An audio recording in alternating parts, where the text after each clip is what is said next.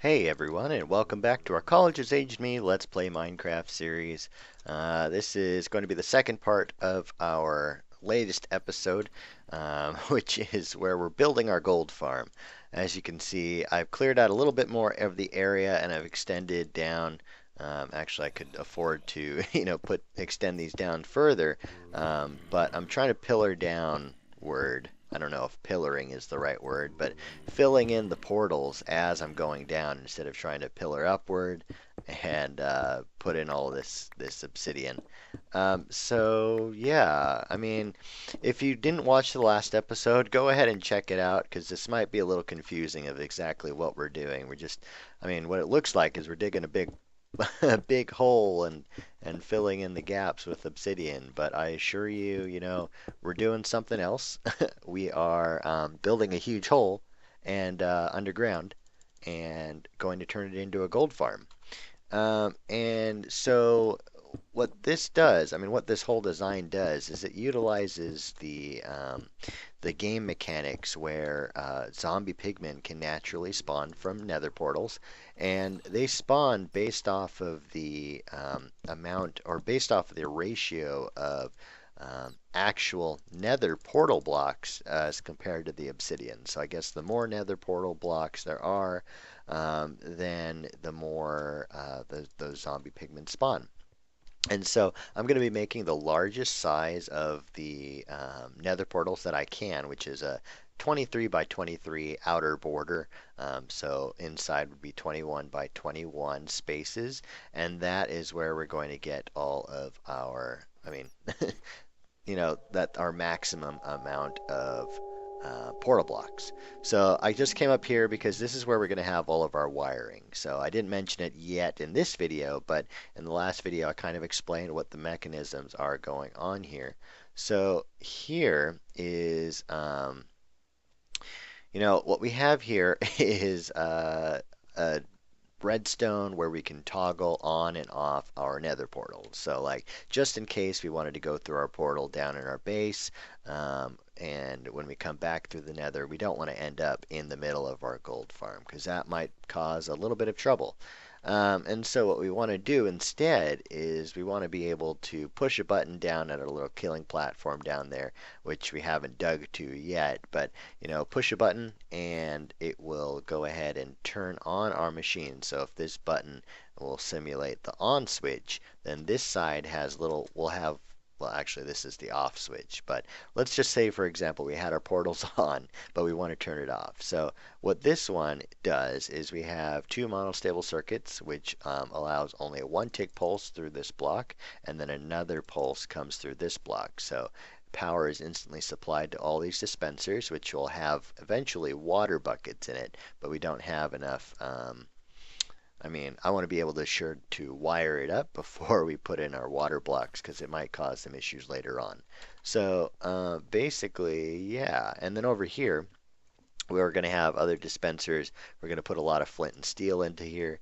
And so when you push the button, the flint and steel goes off, and using the 1.7 mechanics of the nether portals, you can go ahead and light up any area against the obsidian that you'd like, and it will still light up the portal. So we're using that mechanism. We're going to hide all the redstone as much as we can.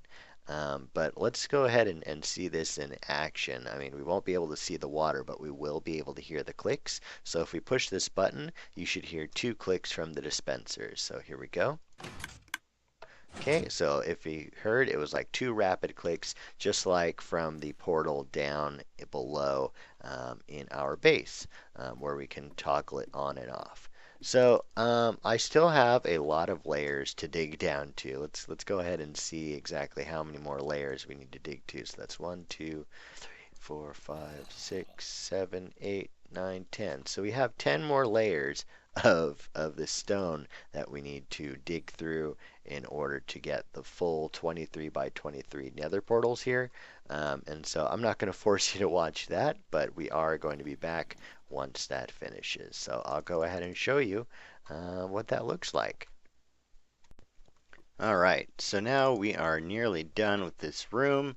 I mean, you see that it's about, well, the portals are about as big as they can be. I just need to dig out this bottom area here and fill it in with the obsidian. So let's go ahead and finish this up. Got to replace all of these with the obsidian so that we can complete the portals. And then I guess I also want to, well, we need to work on our little platform. So where we're going to be standing when we go away from our keyboard, and we want to just build up a couple of pigmen for a little while before we kill them. We need a little place to stand. So let's actually work on that first. So here, this area right here is the place where we're going to put our drop. So let's just put it in with glowstone, just so that they'll fall down on the glowstone. And it'll make a little bit more sense later once I show you what's going on. But let's put it on top of glowstone for now. And then behind the glowstone, let's see, let's get some nether brick. So behind the glowstone, this is where we're going to have our little display, or not display, but rather our options. I don't know if I'm explaining it well enough right now, but we're going to put some buttons here. Okay, and glowstone in the back. So let's put our buttons here, and if we push it, then it'll extend each of the pistons. Okay, let's go ahead and put down there, and we'll put one there, and then we'll put a repeater. Let's put a repeater there. Okay, so what's going to happen is this one will feed into that, and the other one will feed into the other one. So let's just go ahead and test that out. Let's replace, oh, nope, I want the torches. So when we push the left or the right button, hopefully the torch will turn off, and that happens. So let's push this button and the other torch should turn off. Awesome. But see, if we push them both individually, they shouldn't interfere with the other one. Yep, so that works. So let's pillar up to the top, and that is where we're going to do our wiring. So let's go ahead and take care of that. I'll be right back. Alright, so now we've done the wiring up to the top. So if we push the buttons down there, the redstone wire or the signals will go up to the top. And so here, now we're up at the top. So one of the torches, basically, or one of the buttons we want to have feed into this one. And so what we want to do is we want to invert the signal, because we don't want this one to be powered all the time, because then it just won't work. So if we do that, then that should work. The only issue is we wouldn't be able to see it there at the bottom, but that is just okay, at least for now. We'll deal with that in a little bit. Fill up these with our water buckets, and even thinking about that now, you know what, I should open this up. Dang it. How do I do this? I guess I don't need that. I don't need that. At least for now. So let's get rid of this. Let's get rid of these blocks, because I don't need it yet. I just realized I can't get in those dispensers to put in the water buckets if I can't reach the dispensers. So we'll work on that in a second. Next, we want to send this signal, or this torch signal, to the other side. But we also want to make sure that it won't interfere with whatever setup we have here. And so the easiest way to do that is let's just carry it all along this path here. Let's make sure that that doesn't connect.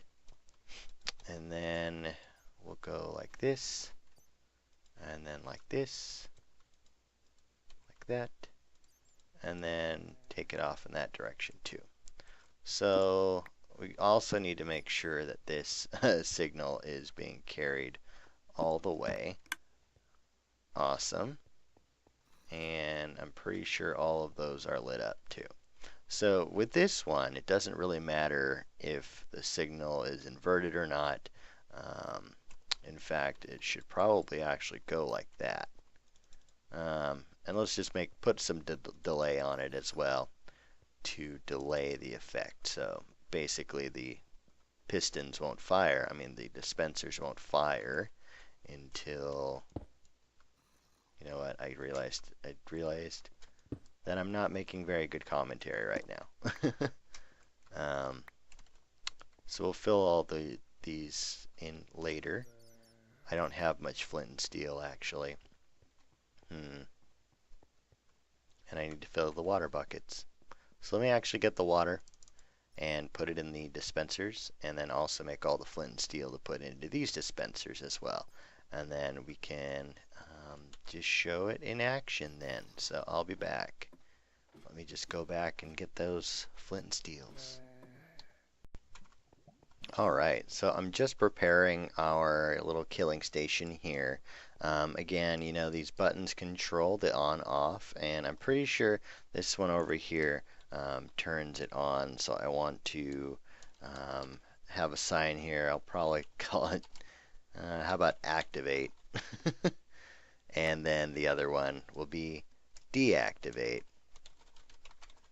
Just to remind me what each of them do. So again, just as a reminder of what exactly is achieved here, this button here triggers the dispensers with the flint and steel, while the other button triggers the water pulse. So let's actually trigger the water pulse here, and let's make sure that it does work. So if we push the button, we should see the water being dispensed from the top. There we go. So that water just comes out enough in order to break the portals, or at least it should. So if we turn it on, I mean, I don't want to keep it on for too long. The reason why is because the zombie pigmen can still spawn in the time that I create it. And the farm isn't quite finished yet.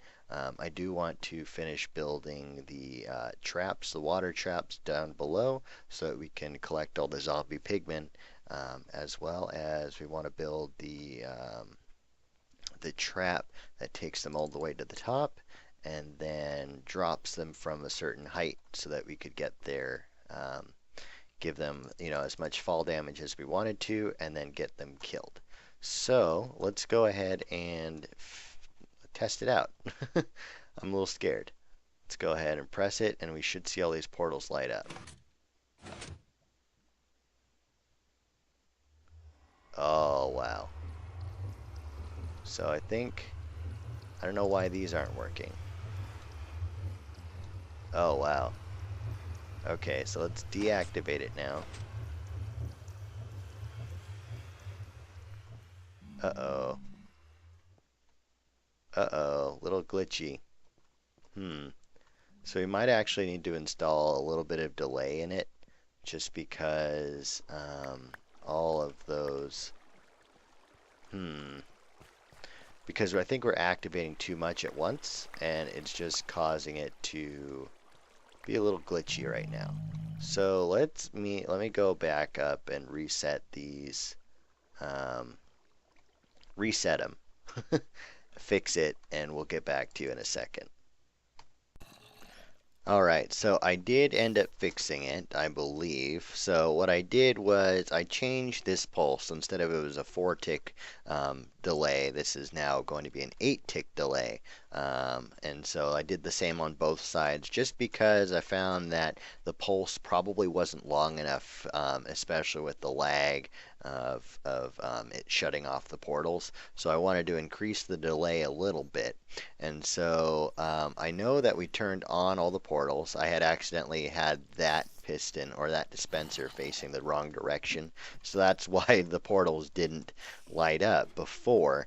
But now it should work. So if we go ahead and activate it now, then all of the portals will light up.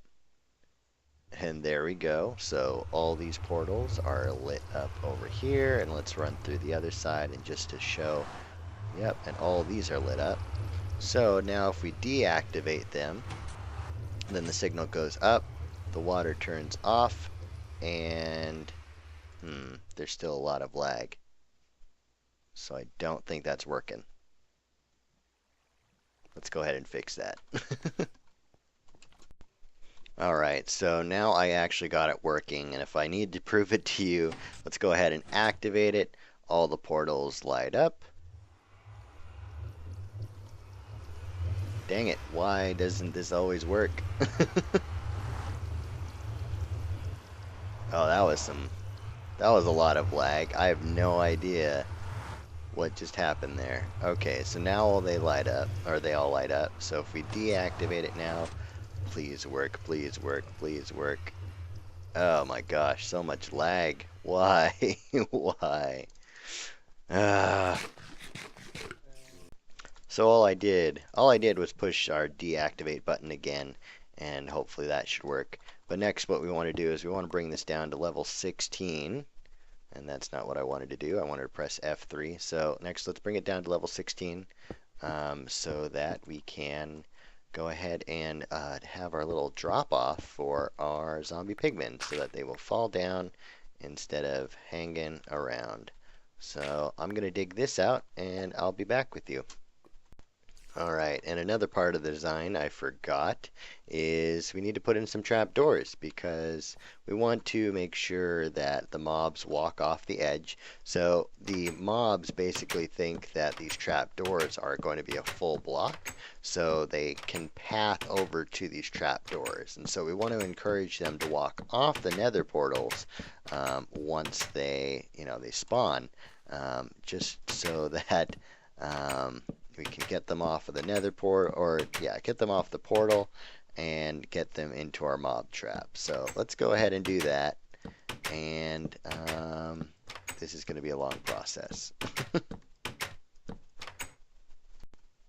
Alright, so now we have all of our trapdoors in place, and I did the same on the other side as well.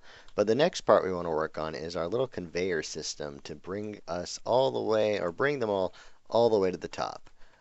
So in order to do that, we need to figure out how wide we need to build the channels. And I'm thinking about having this 3 wide so that when it gets up to the top, they'll just all be pushed down into the little center area there. So if this is the center block, then we can go ahead and make this 3 wide channel, and we'll bring it all the way to the back here. And we want to be careful. I actually didn't build this or dig this all the way down to level 16 right now. Well, I guess we are on level 16 right now. But, it doesn't matter so much anymore. And then next we want to think about is how far we can take this, or we need to take this. Because water can only travel, if I recall, 8 blocks. So let's actually go ahead and see it. So 1, 2, 3, 4, 5, 6, 7. Okay, never mind. 8 blocks from the source. So what we want is this one to be the last block so it's not spilling over here. So if we go 1, 2, 3, 4, 5, 6, 7, 8. Okay, so let's go ahead and clear this out. And we actually need to build this trench one more deeper. So let's go ahead and do that. So if we make this one more deeper, that means that the water at the edge won't flow over it. So let's go ahead and test this out. Okay. Awesome. Alright, just where we want it to go. So let's go ahead and clear the rest of this pad out.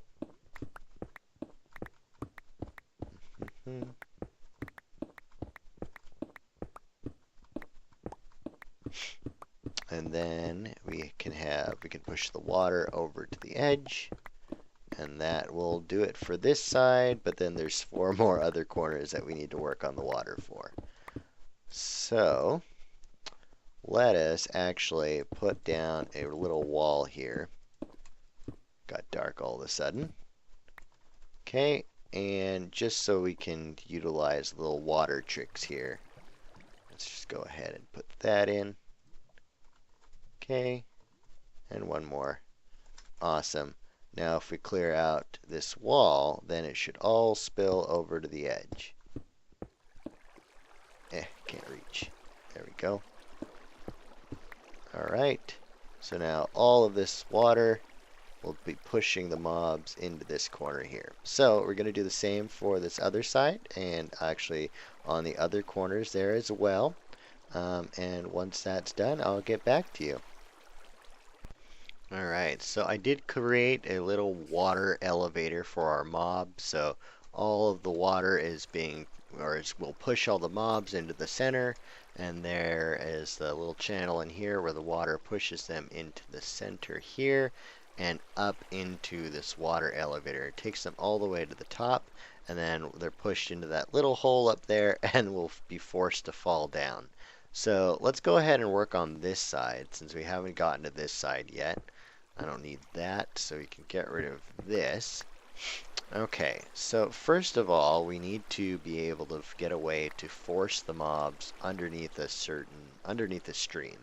So let's go ahead and put down a little wall there, and then we're going to have these signs back there to force them to retain it. Okay, so the first step is, let's go ahead and fill in that water there. Just so that we have this little infinite water source here. And then we're going to put blocks there, as well as basically blocks everywhere. Okay, and then the mobs, or it'll be pushed down that direction too. So let's take some water back from that source.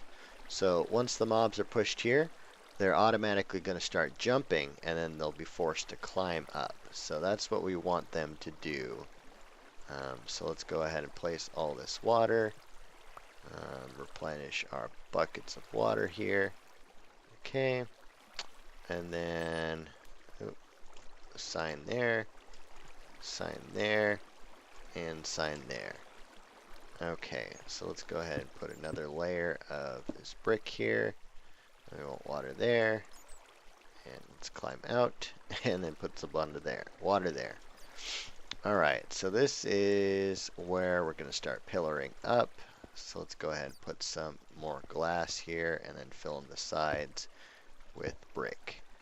Alright, so we want, at least on this side, we have the fences in the back, just so that we're able to see the mobs climb up to the top. And if you didn't know, these signs actually prevent water from flowing past them, so they can't be broken by the water, which is nice, so that we can just keep putting water on top of it, and since mobs will automatically try swimming to the top, then it'll just create a ladder for them. And so, yeah. So we want to just take this elevator all the way up to the top, and once we do that, I'll show you what we have set up there, just to show you what the mobs are supposed to look like, or what they're supposed to do.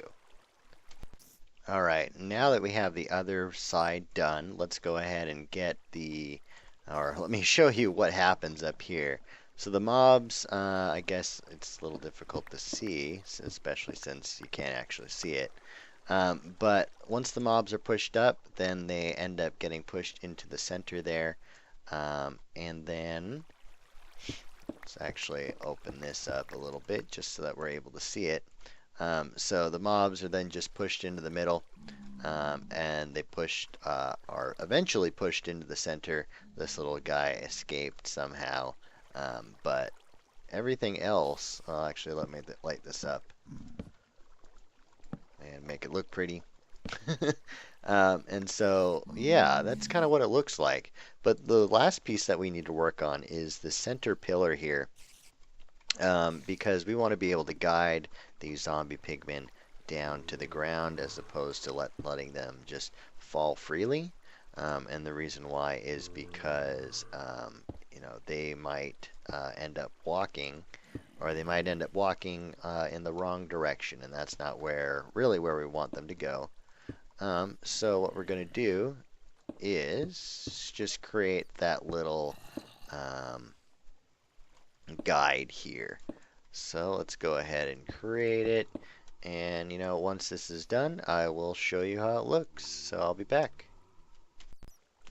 Well, now we have the middle pillar done, just so we can guide all the mobs that come through here all the way down to the bottom.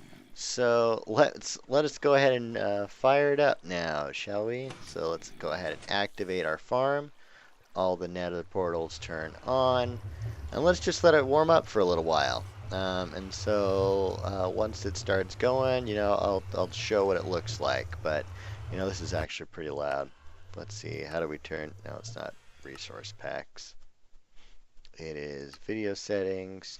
No, it's not. Musics and sounds. Is it ambient? I think so, but really, this is really loud. So I might have to figure out some way of turning it down. But let's check out if there's any of these zombie pigmen spawning yet. I actually can't see any of them. Oh man. Where are they?